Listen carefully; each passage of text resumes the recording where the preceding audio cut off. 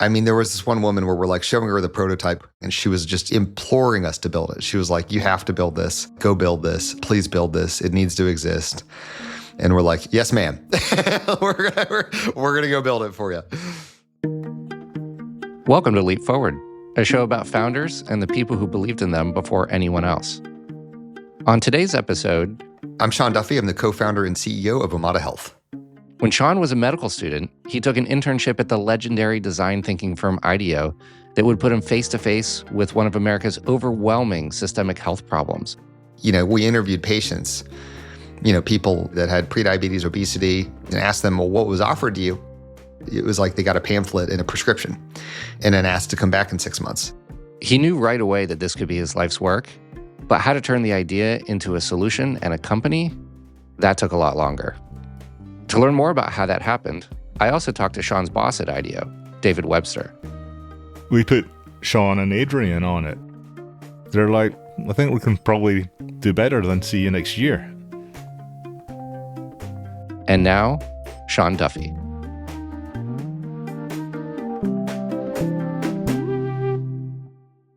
Why don't we start at the top? Just, where did you grow up? What did your parents do for a living? Yeah, sure. So I grew up in Colorado Springs, a little bit south of Denver. My dad was an electrical engineer. So, life with dad was all about engineering. And then my mom was a nurse. And I think I was kind of drawn to healthcare because it felt like a good thing for the world, a neat way to contribute. So, I think some of her stories as a nurse really did kind of awaken me to the power of healthcare. So, I think even from day one was somewhat of a mix of both. How would you describe yourself as a kid? What kind of kid were you? What kind of things were you interested in? I was a little bit of a late bloomer. I mean, I think, my God, I think I hit puberty like junior year in high school. So I'm more oriented toward the Dungeons and Dragons table than the cool kids table. But I was interested in a lot of things. I think fundamentally I like to build things. I loved computers. Any new bit of technology that came out, I wanted to, play with it. Lived and breathed Roller Coaster Tycoon, the computer with the turbo button that, you'd always leave on. And I just, loved creation. And so let's talk about going from kind of high school off to college. How do you decide what to pursue in school and where to go? I did my undergrad at Columbia and studied neuroscience and behavior. I first thought I would be an engineer, but just realized there could be a world where I combined science and this slight interest in health. And at night, throughout my undergrad, I wasn't cracking open my biochem textbook. I was like reading Slashdot, which was obviously yesterday's Hacker News. And so when I graduated, I got a little cold feet about going straight to medical school. I had done my pre-med recs, but I felt like this tech itch needed to be scratched. So I found this random role at Google. And I was like, all right, I'm going to do this. I'm going to spend a couple of years there, feel it out, and either pick tech or healthcare. It was kind of the strategy. So, I mean, but still at that time, you kind of felt like you had to choose tech or healthcare. You didn't kind of see something that did both. Well, it was kind of lucky. It was a moment where Google was dabbling in healthcare, poking, at the fringes on what software could do in healthcare. And I was never involved in any of that. But the fact that that was happening led me to think, interesting, maybe there are software and technology applications in healthcare, that could blend both. And so that actually left me like more comfortable in going to medical school. Yeah, so let's talk about that. So you're kind of at Google and then you decide to go to med school. Walk us through that decision and, where you decide to go. Yeah, so I was only interested in MD, MBA programs because I wanted to do something tech meets healthcare. So got into the program at Harvard. There weren't too many people interested in entrepreneurship. It was me and like 4 other people, basically. Yeah, that's really interesting. I mean, a lot of times, whether in startups or, even in science, the greatest opportunities are the intersection of 2 different disciplines. Like, was that something that you actively thought about, or is that just something that just came, natural to you? No, I think it just happened. But yeah, I totally agree with the sentiment. The things that create product or services experience or value that hits at that level of 10x that's needed to really punch through, tend to be in intersections, which I think they're more likely to happen now than before, which is good. So the program at Harvard, they have this funny ask that as you go through it, you're supposed to take somewhat of an internship that blends business and medicine. Usually they'd set you up at a hospital, but I had known some folks at IDEO just from my time in the Valley and asked if I could do my internship there. So yeah, let's talk about, IDEO, which is kind of really the start of Omada. But do you remember when you decided to apply to IDEO, kind of like what your application looked like? Yeah, it was a crazy story. For no other reason than I was just like interested in it, started writing for this medical technology blog, just as a side hustle while I was at Google. And they asked me to cover this conference, TED Med, which was like the spinoff of TED that was focused on healthcare. And while covering that in the shrimp cocktail line, started talking to the person in front of me. It happened to be the guy, Dennis Boyle, one of the early founders of IDEO. Fast forward when I needed the internship, I emailed him and I didn't hear back. And like weeks later, I emailed him again and, it's being pretty persistent. And then I get this random email from someone that's not him at IDEO saying, I don't know who you are, but I found your resume on the copy room floor. Like, why is a medical student interested in IDEO? I don't know why this person, Michael Moskowitz, chose to email me, but I emailed him and he emailed back. He's like, I just talked to Dennis. Like, we're totally interested. And yeah, the rest is history. We had a cohort of interns who we did quite a diligent selection process on. And it was maybe less rigorous for Sean. That's where the Sean story starts. It gets kind of interesting. And I can tell you the story of that if you like. Yeah, go ahead. This is a rather entertaining story because there was a colleague, amazing guy called Michael Moskowitz. And there was one day that he came to me and he was like, David, you got to see this. And he had literally, I kid you not, picked up this piece of paper from the copy room floor. And it was Sean's resume that had fallen off the printer. Somebody was doing the diligence and all the intern applications, and Sean's had fallen onto the floor. And it caught Michael's eye because it said Sean had the world record for crawling. And it said a bunch of other amazing stuff about Sean, like he got into Harvard to do a joint degree and all of this kind of stuff. But the thing that caught Michael's eye and caused him to bring it to me was the crawling thing. And I was like, oh, yeah, he sounds like one of us already, that got him on our radar. And then, of course, you have processes for these things. And when we came out the other end of that, the crawling guy was still in the running, no pun intended. I love it. That actually happened. I don't know if you've ever heard that story before. No, I haven't heard it from him. That's awesome. Yeah, but I mean, it's one of those funny things, like life is pretty random, that you just dream big enough and opportunity finds you, but it's kind of one of those luck things. Like the resume actually just fell on the floor. It could have just stayed in the stack. And, while we're on the topic, tell us a little bit about this. Are you still in the Guinness Book of World Records for crawling? No, somebody broke it about 6 months after I broke that record, but I was in for a period of time. What motivated you? Why? It's like, just a joke. I mean, I was at Columbia to just get some extra money, worked in the lab, and I was in this neuroendocrinology lab. And, my professor, who I really liked, ended up getting a professor job at Berkeley. And so he left the university. And so I lost my job and I had so much free time. I mean, it was 20 hours in a week. And I was just on the phone with a buddy from high school. And I was like, I should do something with this. Maybe we should raise money for charity or something. And Columbia had a pretty tight relationship with the Elizabeth Glaser Pediatric AIDS Foundation. And so we're like, well, let's come up with a gimmick. And we're like, maybe we like break a world record. And we're like, well, what world record would like match that foundation? We're like, oh, crawling. We're crawling so kids can crawl. You know, we didn't know how hard it would be, but the record we had to beat, I think it was like 31 miles. We did just under 33. I wouldn't recommend it to anybody. It was absolutely one of the worst physical experiences, but we got the job done, which was fun. How long did it take you? And like, what was the worst moment? Was it like mile 30, or was there a time where you're just like, I don't think we could do this? Yeah, I mean, it was. There were so many bad moments. I mean, it took just over 48 hours, and you can't sleep. You know, the rules: you have to keep one knee in contact with the ground at all points in time, and that includes the little bathroom tent. And so the worst moments, probably two. One was like we're out there, and all of a sudden we had a hailstorm, and like we're just being pelted, wow. Like huge hail, just like getting wrecked. And we're doing it around a track. And then we're soaking wet and freezing. So we're like shivering and shaking. This is probably mile like 25. We have a ways to go still. And then you wouldn't think this would happen, but we both got motion sick, me especially. Oh, wow. Because your head is down, it kind of screws with your orientation or perception, and the ground is moving differently in front of you. And so you just got sick. And so I'm like every lap, like throwing up, trying to get water down. I feel horrible. But I mean, at some point you're like, well, I'm so close. Like I'm not going to stop, and that's where, this is why like I think in entrepreneurship, it's helpful to have a co-founder. I mean, my buddy and I were in it together. Like he was feeling horrible too. And we're just like side by side crawling next to each other and like, let's just do this, man. And so we just kept going. So going back to IDEO, I mean, do you remember the first time that you met David Webster? Yeah, I do. So David Webster, the first time I met him, I think it was in a super senior level client meeting. I remember just feeling him bust into the room with these C-level executives, just like the Kool-Aid man. the guy is just incredibly gregarious. And it was this cool moment for me, as I was developing my sense of what leadership looked like, because what I realized was like, you didn't have to put on a veneer. Like David was David with me. David was David with the person who cleaned the bathrooms at IDEO. David was David, with the C-level executive. And so that really quickly gravitated to him as an incredible role model. And still to this day, he's a, close friend. Do you remember the first day that you met him? I think I do, because he was wearing an identical shirt to me. And I thought, oh, this kid's all right. He's got good taste. It wasn't a particularly good taste shirt. I remember it because it was a blue and white striped that I would put on when I had to be kind of semi-formal because I was going in front of a client.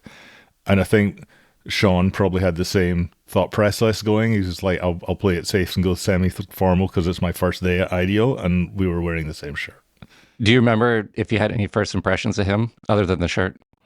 I mean, there's a little mania, a little spark in his eyes. He gets excited about something in a very irresistible way. It's almost innocent.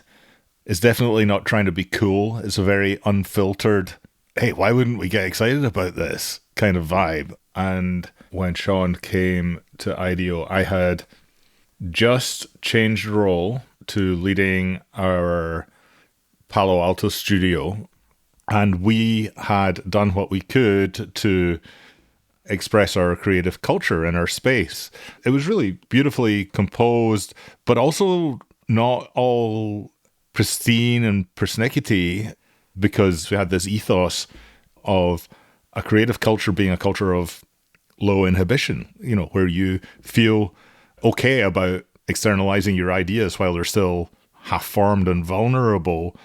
The only guidance that David, the founder of IDEO, had was you should be able to walk up to any surface in the space with a drill in your hand and drill a hole in it and not feel any inhibition about doing that, and it makes it better. The Palo Alto office, it's kind of like anchored around the centerpiece of this enormous machine shop where like it had all the equipment needed to like build a rapid prototype of something, a physical object. And you had people in there at all times like making things. And the spirit of IDEO was very playful. I mean, they took like design thinking and kind of yes and orientation, very seriously. It was messy in a great way. So let's get to the story of like the idea, how Omada got started. So you start at IDEO. Do you remember the first time that you started talking about it? Yeah, it's funny. Like IDEO occasionally would do these phase 0 projects where they could turn into like, points of view for the world, occasionally businesses. It was very rare, but they wanted to do one in healthcare. And so the question was like, well, how might one build a more evidence-based digital health company? And what are the care areas where digital really mattered?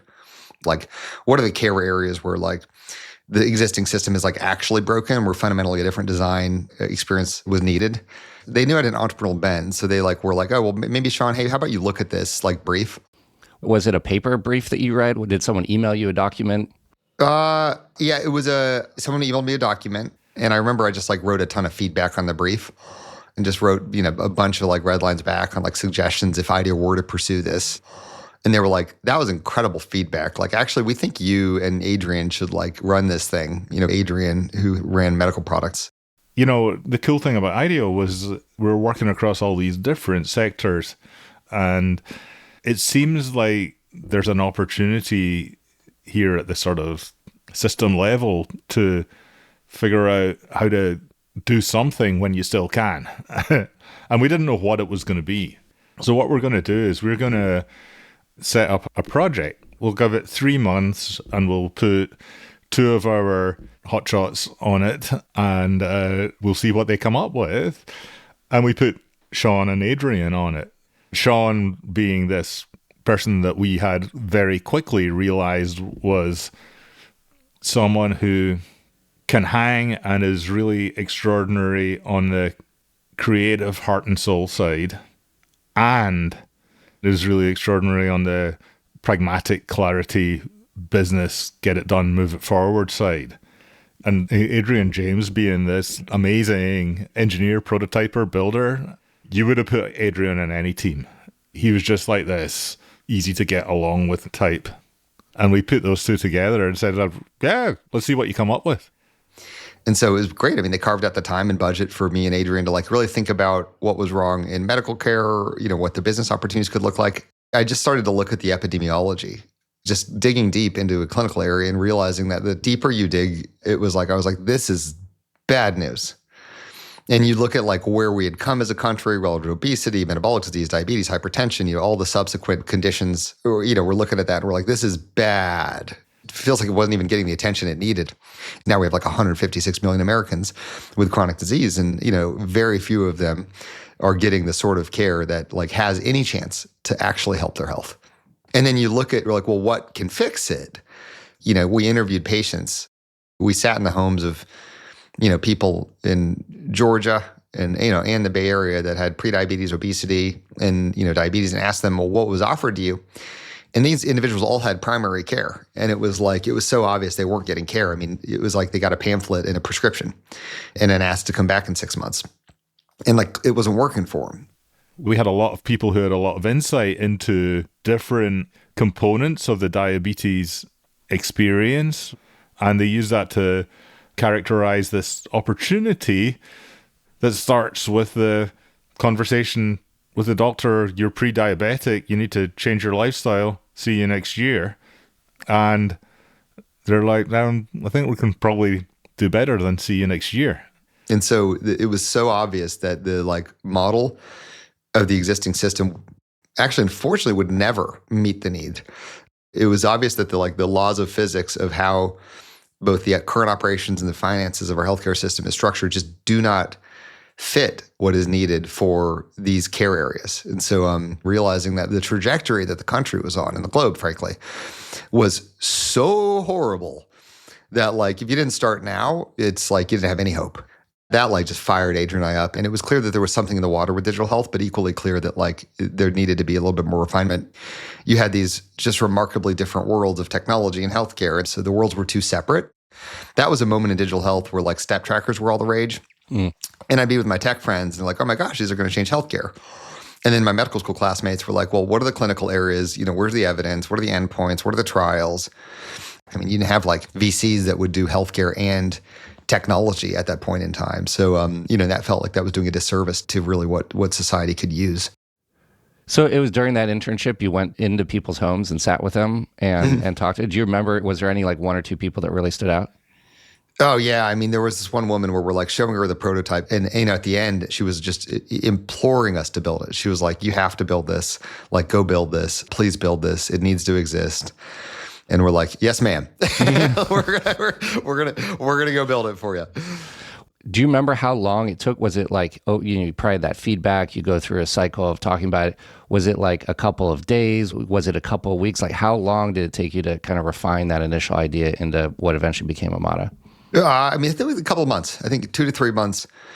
After kind of 3 months, we knew we wanted to swing for it. Was there a first time when you sort of said, okay, we really need to like move ahead with this? I think it was on those like trips visiting people's homes. Because that's where you're like, we're not doing it for us. It's like, this is for like all these people, where it was just so obvious. You felt like, how the heck, like healthcare is fooling itself. Like the observer from the side would look at those people we interviewed and said, oh, they're under care. They have a primary care doc. They've got a prescription for medicines. They're under care. They're under great care for their diabetes. You sit in their homes and you're like, they're not going to get healthier. Like there's zero chance. Without like active support, they felt totally lost. And so that I think was the moment. It was like leaving those trips. It was like, let's do it. Can you give us kind of just a quick description of what that initial product was? Yeah. So, I mean, fundamentally, we're a between visit care provider. And so, the evidence was clearly there that like with the right longitudinal day-to-day support, you could, help people differently with metabolic disease. The goal is to create a different type of care for those 156 million Americans with chronic diseases.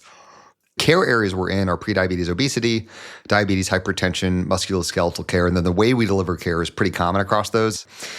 First we set people up with hardware that's needed. So we've got like a cellular connected scale, a blood pressure cuff, a glucometer, a continuous glucose meter. So we get your hardware. Then we introduce you to your care team. It's folks like certified diabetes care and education specialists, health coaches, it's physical therapists. Then, everything is tied together with a software experience that's done with our mobile app. And so there's goal setting, there's content, there's community, there's tracking.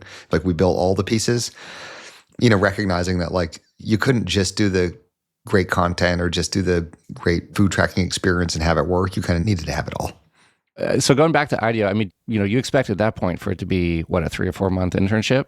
Mm-hmm. And did you ever feel any pressure, like, we got to get this done quickly? Or, did you just fully expect to go back to school? I think actually at that point, I had already asked for a year off because I was just having so much fun over the summer. I knew I wanted to at least spend one more year at IDEO. And then the project, I believe, started January 2011. And so I think at that point, I was like, had that, look, I need even more time off from med school conversation with the faculty. And they were like, okay. And we incorporated on April 24th, 2011. So it's probably just about to come up on that you need to come back moment when we spun the company out. So you kind of had both those things converging at the same time, right? You're like, hey, I could go back to school. I could start the company. Like, talk us through that decision. That seems like a little bit harrowing. Well, it's funny. Looking back, I don't view it as a decision, strangely. Like, sometimes like, oh my, you're so bold. You like dropped out of school. I'm like, no. That gives me way too much credit. I just like slowly phased out. It didn't feel like a choice, really. I was like, well, obviously I'm going to keep working on this. You've lived it in your personal experience, I'm sure, with Weebly. It's like you just get started on something and you're like pulled to it and you like just fall in love with the problem. And you're like, you can't stop. So it didn't even feel like a choice, which is probably honestly the right thing. For Sean, it didn't seem like a hard decision. He didn't seem tortured by it. By the time he made that decision, he had absolute conviction that the opportunity that they had glimpsed with this early investigation into Omada, he's like, well, this is my life's work. Why would I go back to school? I found it. Let's go. And so that was his attitude. When did that kind of feeling come along and when did it click? Well, I think like the right orientation in building out any business should be to feel that it's going to be your life's work, because it's like, it's so hard. I mean, fighting gravity is hard in any sector. It's especially hard in healthcare. I mean, healthcare is like the double black diamond, of enterprise entrepreneurship. And it kind of felt like we saw things that people weren't seeing. Like you talk to the clinical side and they had all these ideas on how to improve diabetes, but they had like zero fluency on product and tech and experiences and connected hardware and like different services models.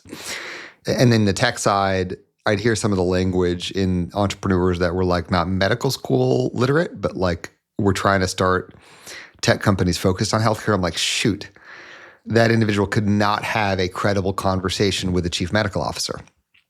So it was one of those things where it's like, it was a good, what I say, like founder fit relative to the founder business fit. I was like, well, this is great because like I can speak both languages. Like I know how to credibly hire incredible engineers and designers. Like I know the right words to use to ensure that their skill sets feel appreciated. Like I can have those conversations with the medical leaders because I know how to read a clinical trial. And I had enough medical exposure to like understand like the mental models in healthcare and how it worked and didn't work. And, and I was like, well, this is like a unique thing where it's like, if I don't do it, who does it? And that's how me and Adrian started to feel. We're like, well, whatever, let's just like swing at this. And you abstract yourself from it. You're like, would you want like a company or some people just giving everything possible to this idea?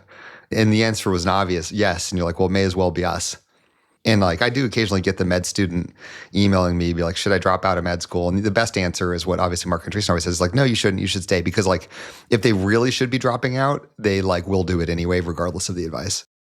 Like before kind of moving on, I just want to take a second to reflect on that too, because like you said, you get a lot of emails from founders. They're really torn up about, is this the right idea? Or I want to start a company and I'm trying to think of an idea. In some ways, this was a bit different in the sense that you kind of started as an internship. This idea kind of grew from that. How do you think about how good ideas come along? Is there a process that's usually better, or is it more just about, being receptive to the right idea when it comes along and being prepared for that? I mean, I think ideas take a ton of work. Sometimes people are like, well, if you ever founded something new, like what would you do? What would be your idea? I'm like, I don't know. It would take me like literally like months of work to find the idea. And like the work is literally going down the pathway, like in so many different vectors on like a problem set. It's like you find like the problem and then you like literally have to like find, especially in healthcare, like go through every single stakeholder. Like, how would this fit into the world of a physician? How would this fit to like a self-insured employer or fully insured plan? Like it takes a lot of time. We were kind of given that at IDEO. I mean, we had literally 3 months to do that. And we went in so many different directions and that led to the conviction. And I think like that's kind of the process. Like it's a fool's errand to think that like, oh my gosh, I was dreaming and aha, because most of those will have already been thought of. In fact, most ideas have already been thought of, but it's the uniqueness of the details on why it's a different take this time around relative to where the market's at, et cetera, that can make it happen. So it's, I guess the misconception that I sometimes feel is like ideas take real work to get there. We'll be right back.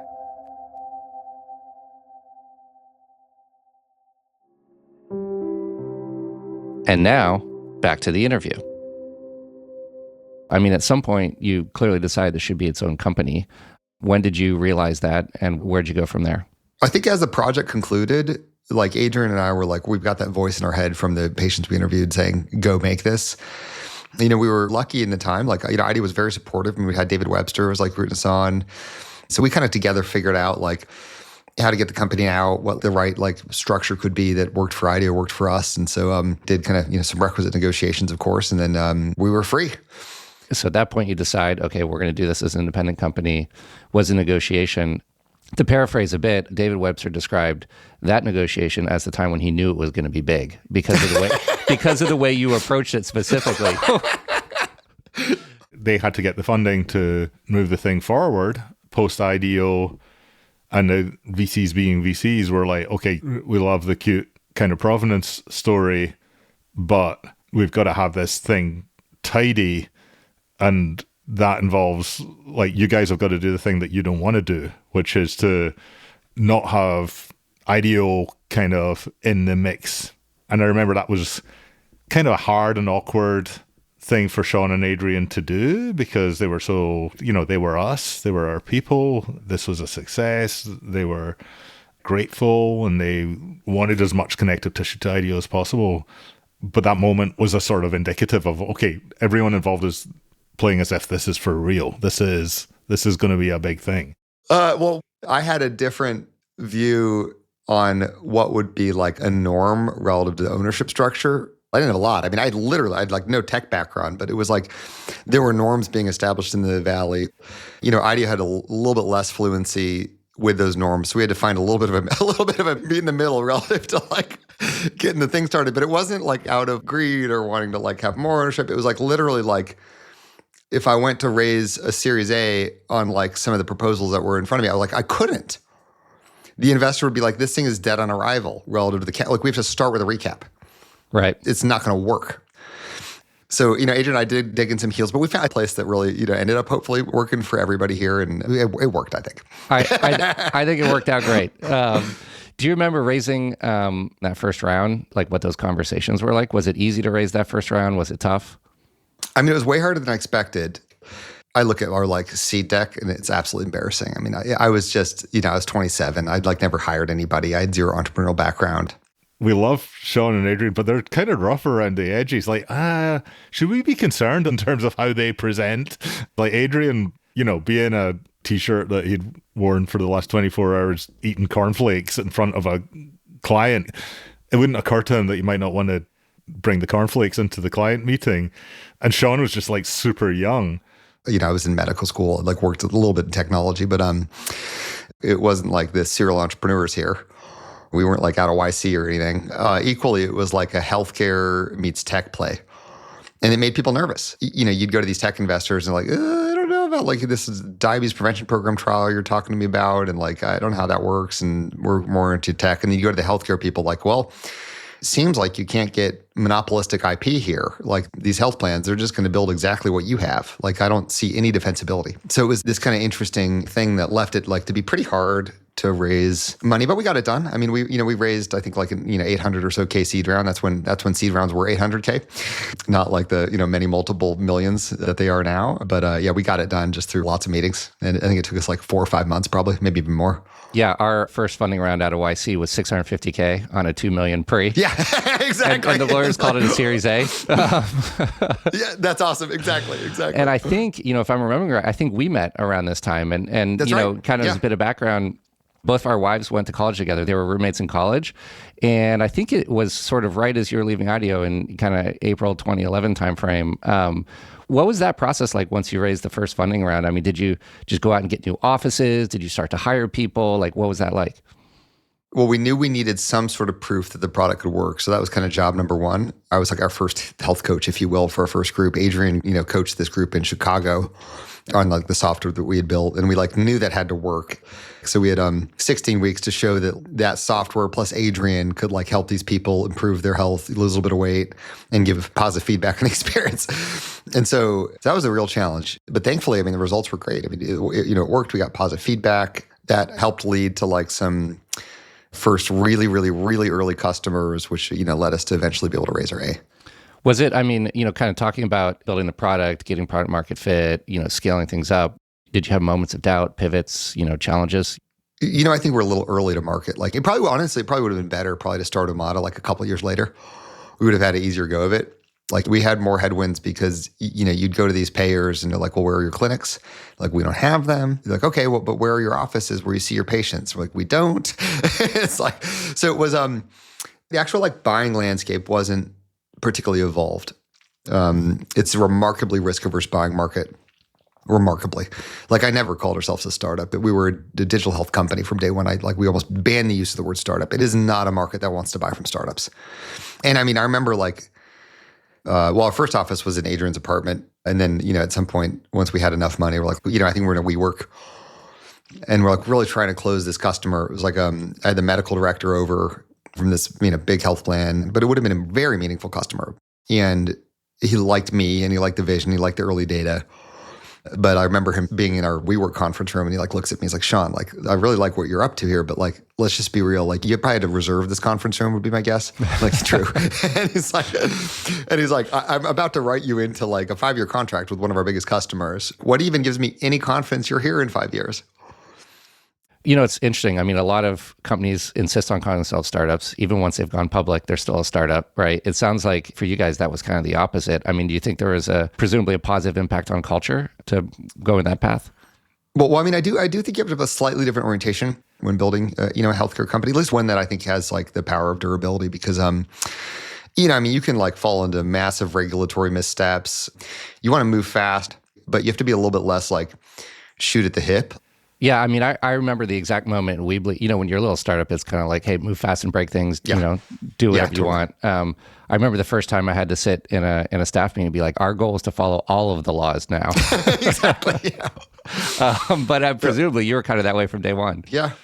And so how quickly, past that first phase where it's really a struggle to get the first customers, after that, how quickly did things start to take off? Was it kind of slow and steady growth? What did that look like? A little bit oriented toward slow and steady, although in enterprise healthcare, you usually don't get that hockey stick, but you can have very great growth rates, that are durable. There's all these benefits actually to that I didn't really appreciate as much at the time that I've come to really appreciate just a reliability of growth, reliability of revenue profile, no enormous peaks and valleys. But it certainly wasn't a straight line to success. So many zigs and zags and, my gosh, so many near-death moments. The frequency that you face an existential crisis widens as you grow. In the seed stage, it's every month. That designer quits. You're I'm toast. The customer falls through and that's the only customer you could get to be able to raise. Our Series A, all but fell apart. So we're basically out of cash. Me and Adrian are putting our own money into the bank account to make payroll. And it was one of those moments. And thankfully we just called some of our seed investors. Are oh yeah, we'll help you here. Do you remember how low the bank account balance got? Oh, it's $7,000 or it's really extremely low. More after the break. And we're back.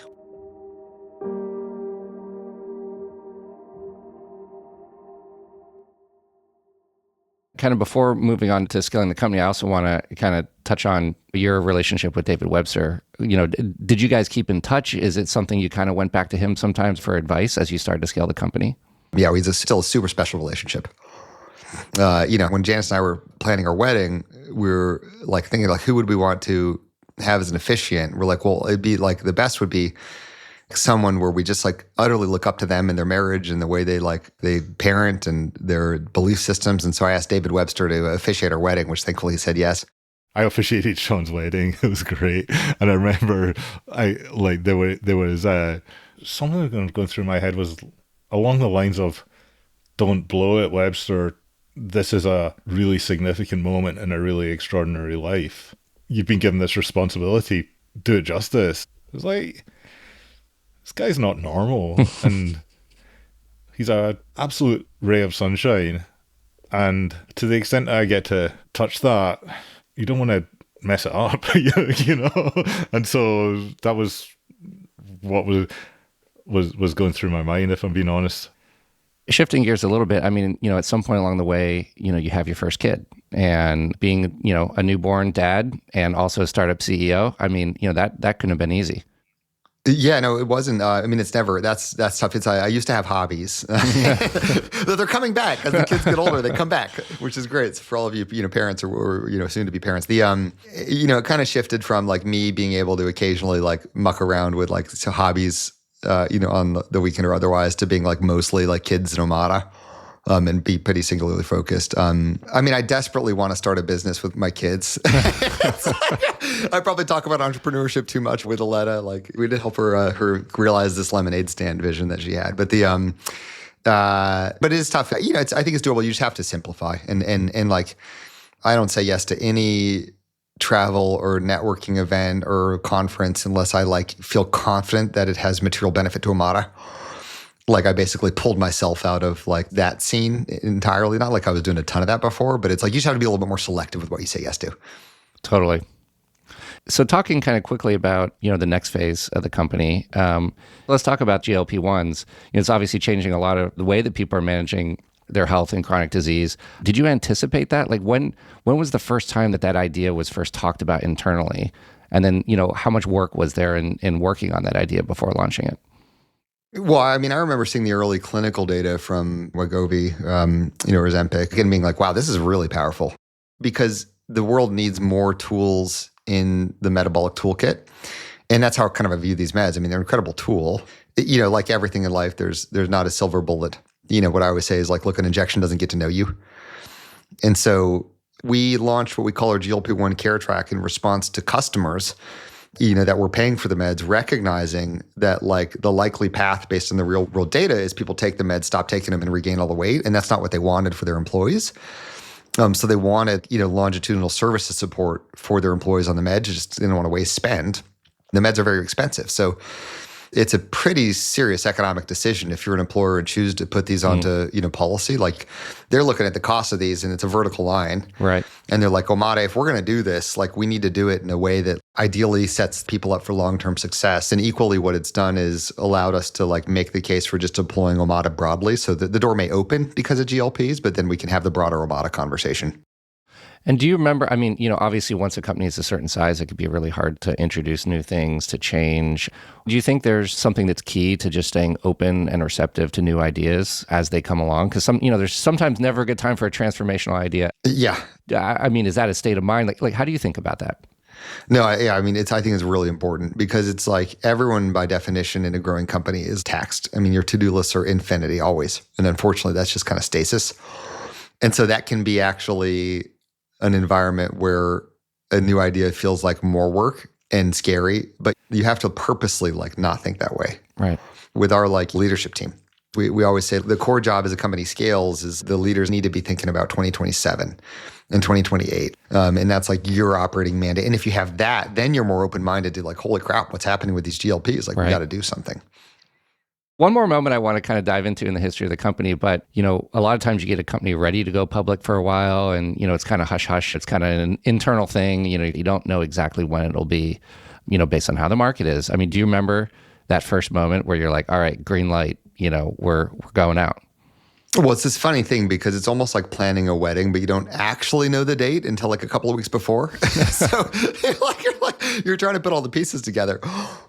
We felt it was the right moment for Omada, but it was like a rough couple of years in our sector. I mean, you had like all these high-flying companies just fall off absolute cliffs and like overpromise what they could deliver on. And so it was very, we had to really invest in like multiple rounds of investor education to make sure that they began to understand why we're different than everything else that had failed. Many had lost a ton of money in our space. So it did take a fair amount of like diligence and work, because you should feel pull into the capital markets.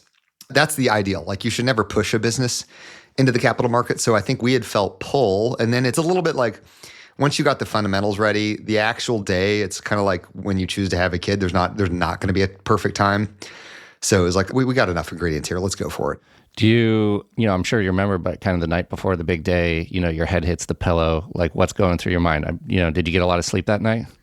I slept okay. So the day is largely ceremonial. Like you actually don't even need to go. You could like go take a company public and never ring the bell, never go to NASDAQ, never go to NYSE. But that's such a key part of the experience. And that's the one that's the most emotionally meaningful. I mean, it feels like the wedding.